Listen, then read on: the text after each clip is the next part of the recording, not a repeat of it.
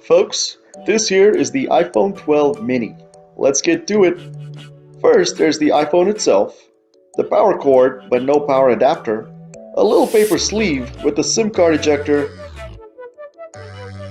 a mini user manual, and of course a useless sticker.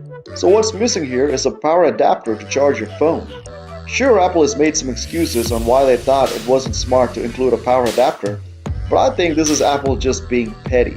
They're just forcing you to go back and buy a power adapter separately. But enough about that, let's take a closer look at the most beautiful and most compact 5G phone in the world. First impressions, the phone fits perfectly in one hand.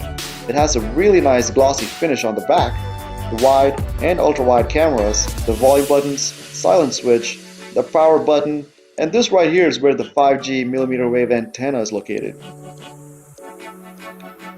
If you're new to 5G, here's a quick intro. Full 5G consists of the sub-6 GHz and the millimeter wave frequencies.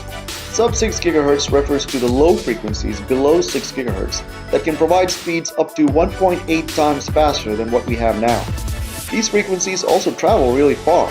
If you see ads on TV by your cell service provider advertising nationwide 5G, they're probably referring to the sub-6 GHz. But the truly amazing speeds are only achieved through the millimeter wave, which can provide speeds well beyond a gigabit per second.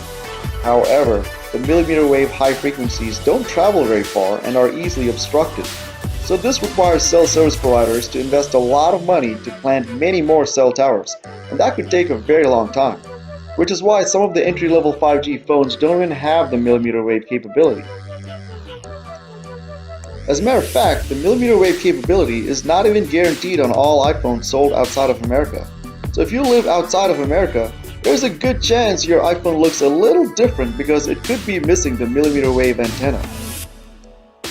But I'm pretty sure you still paid the same price, if not more. Anyway, something else that's new this year is the OLED display. OLED is different from the previous LED or LCD displays.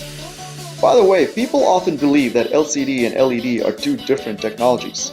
But the truth is that they both have the same LCD display that is illuminated by some form of a backlight. When the backlight uses LED lights, they call that an LED display. But OLED is completely different, where each pixel is individually illuminated. For example, all this area around the Apple logo is pitch black because those pixels are completely turned off. This sort of technology not only provides precise control over your picture, but also uses less battery and requires less space because there is no need for a layer of backlighting anymore. Lastly, let's talk about pricing. Although Apple lies to you saying that it starts at $699, the actual price of an unlocked iPhone mini starts at $729. And if you want to charge your iPhone, that'll cost you extra. At the end of the day, if you're looking for the fastest compact phone with some really nice upgrades and the kind of styling and prestige that the competition can only dream of, then look no further than the iPhone 12 mini.